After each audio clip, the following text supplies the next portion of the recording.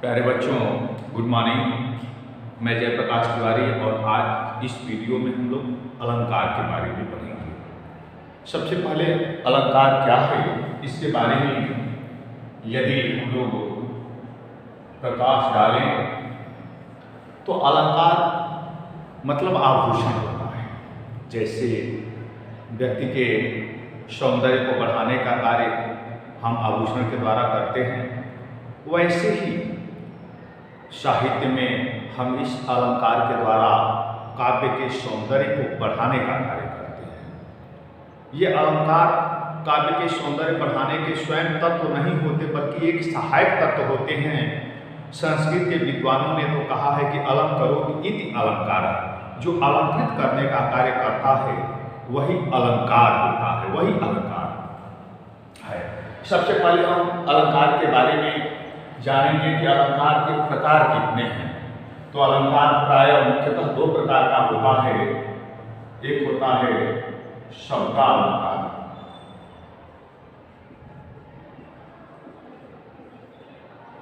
दूसरा होता है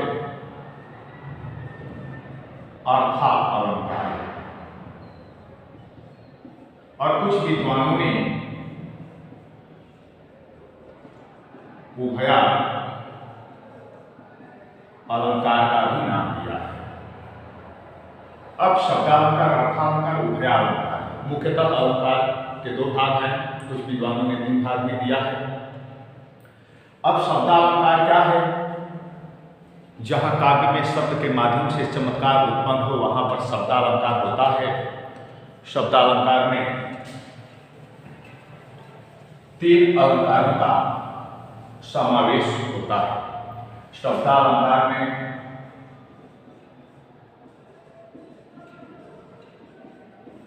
काव्य में पहला अनुप्रास, दूसरा यमक और तीसरा श्लेष अलंकार। पहला अनुप्रास अलंकार होता है। सभी विद्वानों ने अनुप्रास अलंकार को पहले पायदान पर रखा है। सबने अनुप्रास को पहले श्रेणी में रखा है, फर्स्ट स्टेप में रखा है, क्योंकि यहाँ हम शब्दा अलंकार का अध्ययन कर रहे हैं।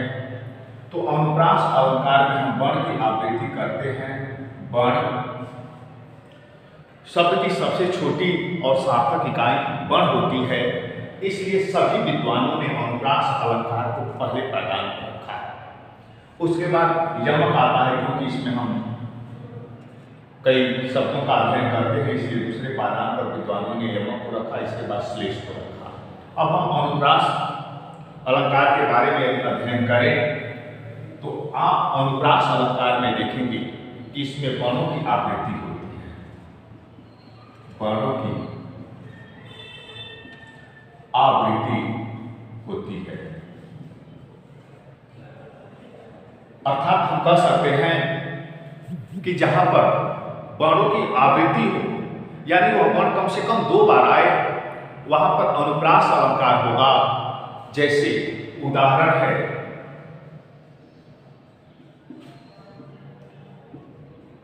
तरंग, तनुजा, तट, तमाल, तरवर, बहुछाये। तरंग, तनुजा, तट, तमाल, तरवर, बहुछाये। अब यहां देखिए त्वपर की आवृत्ति करीब 5 बार हुई है, इसलिए यहां त्वपर की आवृत्ति होने के कारण यहां पर अनुप्रास अलंकार है। ठीक वैसे महा, मना, मदन, मोहन, मालवीय। अब यहां देखिए म पर की आवृत्ति 4 बार हुई है, इसलिए यहां अनुप्रास अलंकार है। अब उसके बाद दूसरे पायदान पर आता है यमक अलंकार। यमक अलंकार में शब्द की आवृत्ति होती है किंतु अर्थ अलग होते हैं। यमक में शब्दों की आवृत्ति होती है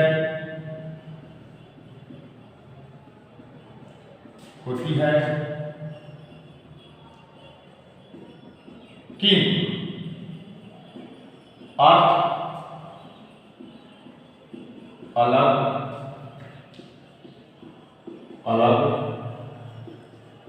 होते हैं।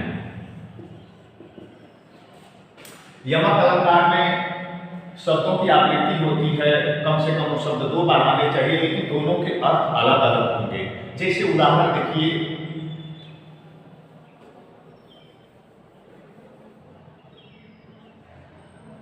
कनक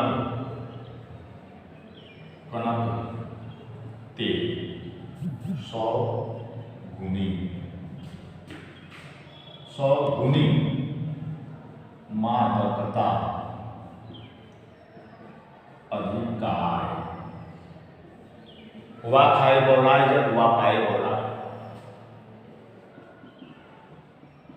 खाए बोलाए जब हुआ पाए बोलाए। अब यहां देखिए, यमक अलंकार कहता है कि शब्दों की आवृत्ति होती है। यहां पर देखिए कनक शब्द 2 बार आया है, किंतु अर्थ अलग अलग होते हैं, अर्थ की भिन्नता होती है। जब अर्थ की भिन्नता होती है वहां पर ये यमक अलंकार होता है। अब यहां देखिए कनक शब्द 2 बार आया है,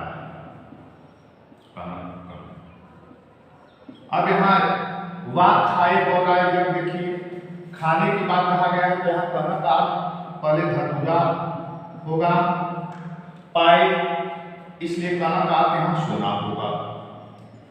दूसरी बात, ऐसा नहीं है कि इस कनक का केवल सोना होगा या इस कनक का ही धतूरा होगा, लेकिन इसके आधार पर पहले धतूरा हमने रखा है। ये दोनों का अर्थ दोनों हो सकता है, इसका अर्थ भी ये सोना हो सकता है, इसका अर्थ भी धतूरा हो सकता है, लेकिन इसके आधार पर कि पहले आया है कि वाह खाए बोलाए, खाने की बात कहा गया तो हम सोना खाते नहीं खा सकते, धतूरा खा सकते हैं, तो धतूरा रखा है। और यहाँ पानी की बात कहा गया है इसलिए सोना हमने रखा। तो इसको भी ध्यान में रखना होगा कि इसके आधार पर धतूरा और सोना रखा गया। यहाँ ये होता कि वाह खाए बोलाए जब तो इसका अर्थ यहाँ सोना होता, और वाह खाए बोलाए जब यहाँ होता तो इसका अर्थ यहाँ धतूरा होता। तो आपको इसमें मिला कि शब्दों की आवृत्ति तो होती है, शब्द वही होते हैं, कम से कम 2 बार आते हैं, लेकिन अर्थ अलग अलग होते हैं। इस स्थिति में यमक अलंकार होता है। अब श्लेष अलंकार क्या होता है उसके बारे में हम लोग प्रकाश डालेंगे।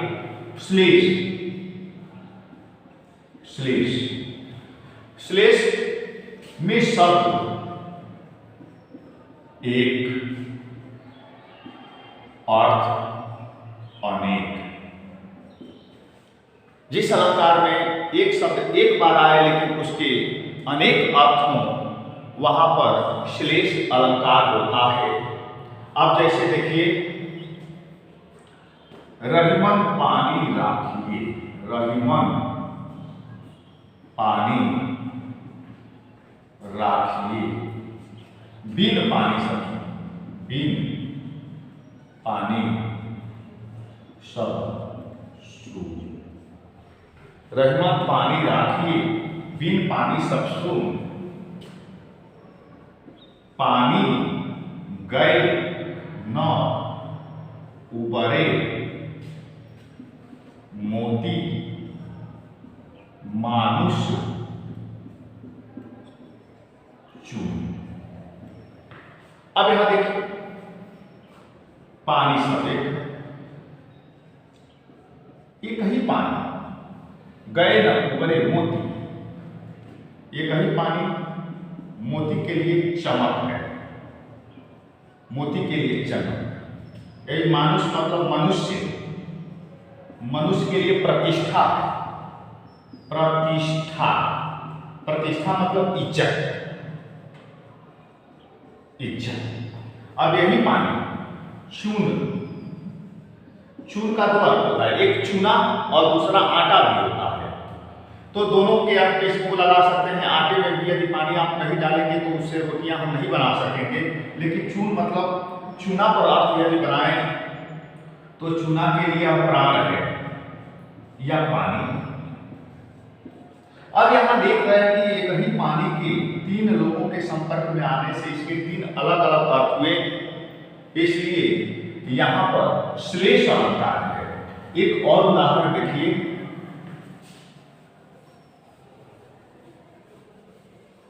जैसे चरण धरत चिंता करत, चरण धरत चिंता करत चितवन चारों ओर। चरण धरत चिंता करत चितवन चारों ओर। असुवरण को खोजत फिरे कवि व्यभिचारी और चोर। अब यहां देखिए सुवर्ण शब्द है, सुवर्ण। सुवर्ण कवि के लिए सुवर्ण, कवि बराबर सुंदर, वर्ण मतलब अक्षर। यही सुवर्ण व्यभिचारी के लिए, व्यभिचारी के लिए सुंदर स्त्री। यही चोर के लिए सोना। अब यहां देखिए कि ठीक सुवर्ण एक ही है, सुवर्ण यहां एक है, और वही कवि ने सुवर्ण को सुंदर अक्षर के रूप में देखा, क्योंकि उसे कविता बनानी है, उसे रचना करनी है। व्यभिचारी जो वैचारिक रूप से गंदा है, उसने उसी शब्द को सुंदर स्त्री के रूप में देखा, और चोर को न सुंदर अक्षर की आवश्यकता है न सुंदर स्त्री की आवश्यकता है, तो उसने उसे सोना समझा। ये तीन लोगों के विचार अलग अलग हैं, इसलिए इस सुवर्ण को तीनों ने तीन तरीके से देखा, इसलिए यहाँ पर इस सुवर्ण में श्लेष अलंकार होगा। तो प्यारे बच्चों, फिर हम अगले वीडियो में मिलेंगे अर्थालंकार के साथ। धन्यवाद।